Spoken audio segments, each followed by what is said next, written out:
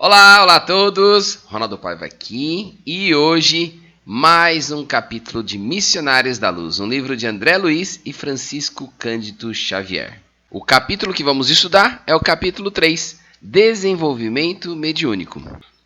Os serviços particulares não proporcionavam ensejo às excursões dilatadas e frequentes em companhia de Alexandre. Entretanto, valia-me de todas as folgas nos trabalhos comuns. Havia sempre o que aprender, e constituía enorme satisfação seguir o ativo missionário das atividades de comunicação. Hoje, à noite, disse-me o devotado amigo, observará algumas demonstrações de desenvolvimento mediúnico. Aguardei as instruções com interesse. No instante indicado, compareci ao grupo. Antes do ingresso dos companheiros encarnados, já era muito grande a movimentação. Número considerável de trabalhadores, muito serviço de natureza espiritual. Admirava as características dos socorros magnéticos dispensados às entidades sofredoras, quando Alexandre acentuou: por enquanto, nossos esforços são mais frutíferos ao círculo dos desencarnados infelizes. As atividades beneficentes da casa concentram-se deles em maior porção, porque os encarnados, mesmo aqueles que já se interessam pela prática espiritista, muito raramente se dispõem com sinceridade ao aproveitamento real dos valores legítimos de nossa cooperação.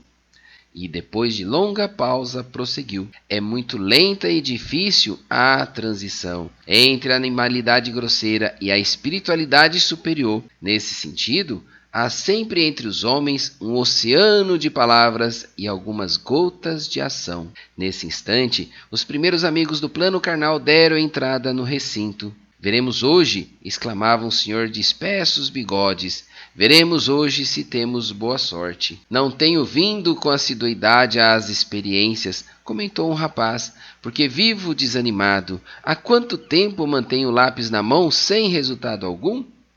É pena, respondia outro senhor. A dificuldade desencoraja, de fato. Parece-me que nada merecemos no setor do estímulo por parte dos benfeitores invisíveis. Acrescentava uma senhora de boa idade: há quantos meses procuro em vão desenvolver-me?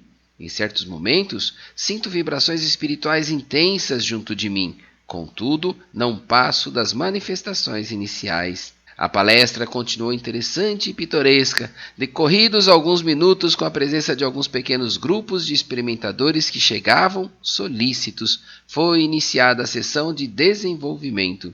O diretor proferiu tocante prece, no que foi acompanhado por todos os presentes.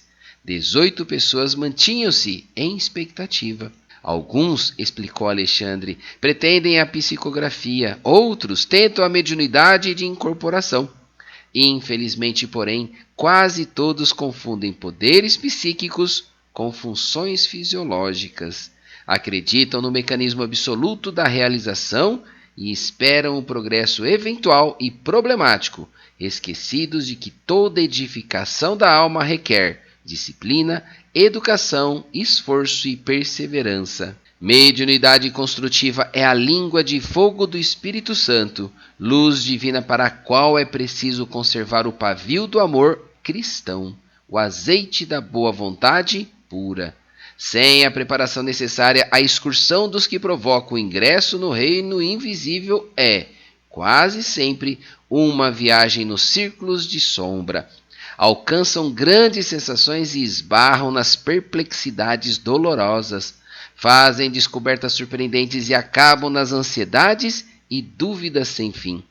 Ninguém pode trair a lei impunemente e, para subir, espírito algum dispensará o esforço de si mesmo no aprimoramento íntimo. Dirigindo-se de maneira especial para os circunstantes, o instrutor recomendou: observemos. Postara-se ao lado de um rapaz que esperava, de lápis em punho, mergulhado em fundo silêncio. Ofereceu-me Alexandre o seu vigoroso auxílio magnético e contemplei-o com atenção. Os núcleos glandulares emitiam pálidas irradiações. A epífise principalmente semelhava-se à reduzida semente algo luminosa. Repare no aparelho genital, aconselhou-me o instrutor gravemente. Fiquei estupefato. As glândulas geradoras emitiam fraquíssima luminosidade, que parecia abafada por aluviões de corpúsculos negros, a se caracterizarem por espantosa mobilidade. Começavam as movimentações sob a bexiga urinária e vibravam ao longo de todo o cordão espermático, formando colônias compactas nas vesículas seminais, na próstata, nas massas mucosas uretrais, invadiam os canais seminíferos e lutavam com as células sexuais, aniquilando-as. As mais vigorosas daquelas feras microscópicas situavam-se no epidídimo, onde absorviam famélicas os embriões delicados da vida orgânica. Estava assombrado. Que significava aquele acervo de pequeninos seres escuros? Pareciam imantados uns aos outros na mesma faina de destruição. Seriam expressões mal conhecidas da sífilis? Enunciando semelhante indagação íntima, explicou-me Alexandre sem que eu lhe dirigisse a palavra falada. Não, André, não temos sob os olhos a espiroqueta de Chaldin, nem qualquer nova forma suscetível de análise material por bacteriologistas humanos. São bacilos psíquicos das torturas sexuais, produzidos pela sede febril de prazeres inferiores. O dicionário médico do mundo não os conhece e, na ausência de terminologia adequada para os seus conhecimentos, chamemo-lhes larvas, simplesmente. Têm sido cultivados por este companheiro não só pela incontinência no domínio das emoções próprias, através de experiências sexuais variadas, senão também pelo contato com entidades grosseiras que se afinam com as predileções dele.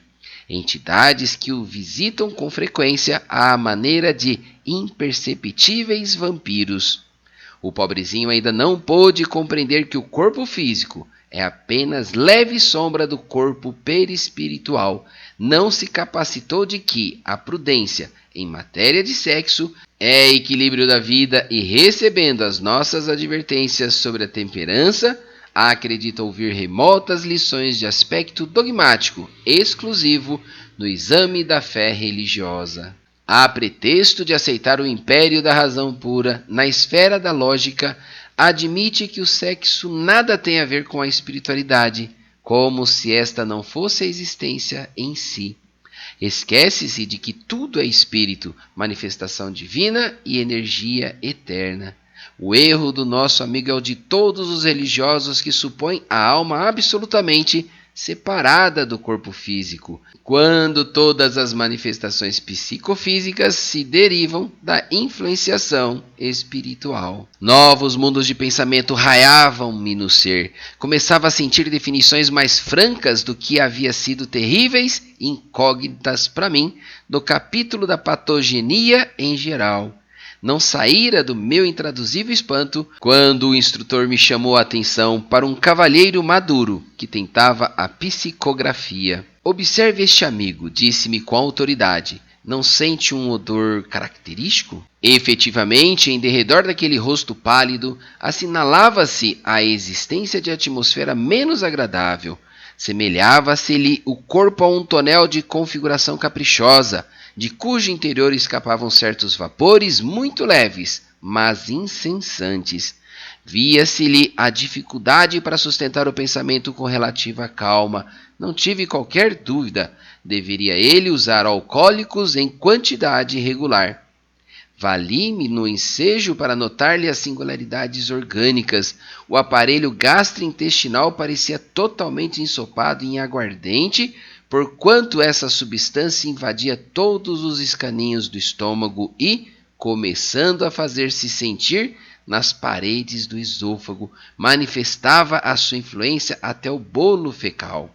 Espantava-me o fígado enorme. Pequeninas figuras horripilantes postavam-se, vorazes ao longo da veia porta, lutando desesperadamente com os elementos sanguíneos mais novos. Toda a estrutura do órgão se mantinha alterada. Terríveis engurgitamento. Os lóbulos cilíndricos modificados abrigavam células doentes e empobrecidas. O baço apresentava anomalias estranhas. Os alcoólicos, esclareceu Alexandre com grave entonação, aniquilavam-no vagarosamente. Você está examinando as anormalidades menores. Esse companheiro permanece completamente desviado em seus centros de equilíbrio vital. Todo o sistema endócrino foi atingido pela atuação tóxica. Inutilmente trabalha a medula para melhorar os valores da circulação. Em vão, esforçam-se os centros genitais para ordenar as funções que lhes são peculiares, porque o álcool excessivo determina modificações deprimentes sobre a própria cromatina. Debalde trabalham os rins na excreção dos elementos corrosivos, porque a ação perniciosa da substância em estudo anula diariamente grande número de néfrons. O pâncreas, viciado, não atende com exatidão ao serviço de desintegração dos alimentos. Larvas destruidoras exterminam as células hepáticas. Profundas alterações modificam-lhe as disposições do sistema nervoso vegetativo. E não fosse as glândulas sudoríparas, tornar-se-lhe talvez impossível a continuação da vida física. Não conseguia dissimular minha admiração. Alexandre indicava os pontos enfermiços e esclarecia os assuntos com sabedoria e simplicidade tão grandes que não pude ocultar o assombro que se apoderara de mim. O instrutor colocou-me em sentido ao lado de uma dama simpática e idosa. Após examiná-la atencioso, acrescentou: repare nesta nossa irmã, é candidata ao desenvolvimento da mediunidade de incorporação. Fraquíssima luz emanava da sua organização mental e desde o primeiro instante notara-lhe as deformações físicas. O estômago dilatara-se-lhe horrivelmente e os intestinos pareciam sofrer estranhas alterações. O fígado, consideravelmente aumentado, demonstrava indefinível agitação. Desde o duodeno ao sigmoide, notavam-se anomalias de vulto. Guardava a ideia de presenciar não o trabalho de um aparelho digestivo usual, e sim de vasto alambique, cheia de pastas de carne e caldos gordurosos, cheirando a vinagre de condimentação ativa. Em grande zona do ventre superlotado de alimentação, viam-se muitos parasitos conhecidos, mas além deles divisava outros corpúsculos semelhantes a lesmas voracíssimas, que se agrupavam em grandes colônias, desde os músculos e as fibras do estômago até a válvula ileocecal. Semelhantes parasitos atacavam os sucos nutritivos com assombro potencial de destruição. Observando minha estranheza, o orientador falou em meu socorro. Temos aqui uma pobre amiga desviada nos excessos de alimentação. Todas as suas glândulas e centros nervosos trabalham para atender às exigências do sistema digestivo. Descuidada de si mesmo, caiu na glutonaria crassa, tornando-se presa de seres de baixa condição. E porque me conservava em silêncio, incapacitado de argumentar ante ensinamentos tão novos, o instrutor considerou: perante estes quadros, você pode avaliar a extensão das necessidades educativas na esfera da crosta. A mente encarnada engalanou-se com os valores intelectuais e fez o culto da razão pura, esquecendo-se que a razão humana precisa de luz divina.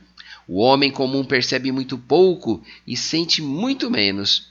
Ante a eclosão de conhecimentos novos, em face da onda regeneradora do espiritualismo que banha as nações mais cultas da Terra, angustiadas por longos sofrimentos coletivos, necessitamos acionar as melhores possibilidades de colaboração para que os companheiros terrestres valorizem as suas oportunidades benditas de serviço e redenção. Compreendi que Alexandre se referia veladamente ao grande movimento espiritista, em virtude de nos encontrarmos nas tarefas de uma casa doutrinária, e não me enganava, porque o bondoso mentor continuou a dizer gravemente: o espiritismo cristão é a revivência do Evangelho de Nosso Senhor Jesus Cristo, e a mediunidade constitui um de seus fundamentos vivos. A mediunidade, porém, não é exclusiva dos chamados médiuns.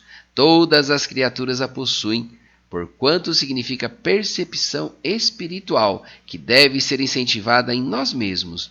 Não bastará, entretanto, perceber. É imprescindível santificar essa faculdade, convertendo-a ao ministério ativo do bem. A maioria dos candidatos ao desenvolvimento dessa natureza, contudo, não se dispõe aos serviços preliminares de limpeza do vaso receptivo. Dividem inexoravelmente a matéria e o espírito, localizando-os em campos opostos, quando nós, estudantes da verdade, ainda não conseguimos identificar rigorosamente as fronteiras entre uma e outra, integrados na certeza de que toda a organização universal se baseia em vibrações puras. Inegavelmente, meu amigo, e sorriu, não desejamos transformar o mundo em cemitério de tristeza e desolação.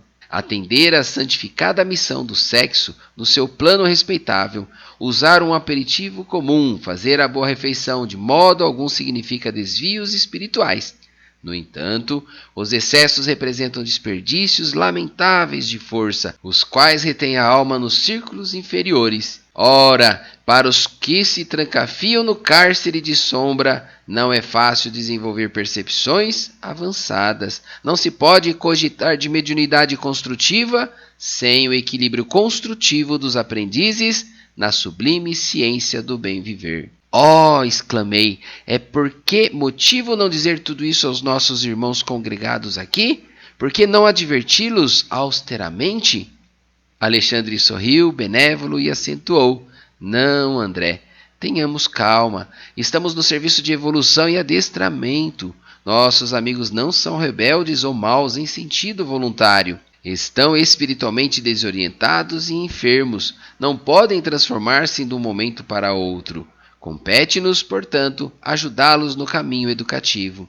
O orientador deixou de sorrir e acrescentou: é verdade que sonham edificar maravilhosos castelos sem base, alcançar imensas descobertas exteriores sem estudarem a si próprios.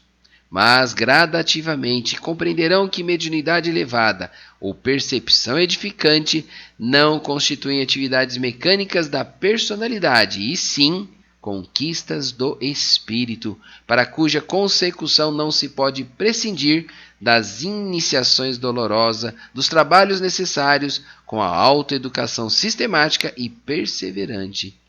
Excetuando-se, porém, essas ilusões infantis, são boas companheiras de lutas, aos quais estimamos carinhosamente, não só como nossos irmãos mais jovens, mas também por serem credores de reconhecimento pela cooperação que nos prestam, muitas vezes inconscientemente. Os tenros embriões vegetais de hoje serão as árvores robustas de amanhã, e as tribos ignorantes de ontem constituem a humanidade de agora. Por isso mesmo, todas as nossas reuniões são proveitosas, e ainda que os seus passos sejam vacilantes na senda, tudo faremos por defendê-los contra as perigosas malhas do vampirismo. E assim, queridos irmãos, concluímos mais um capítulo do estudo do livro Missionários da Luz. Fique em paz, fique com Deus e até o próximo capítulo. Até mais, tchau, tchau.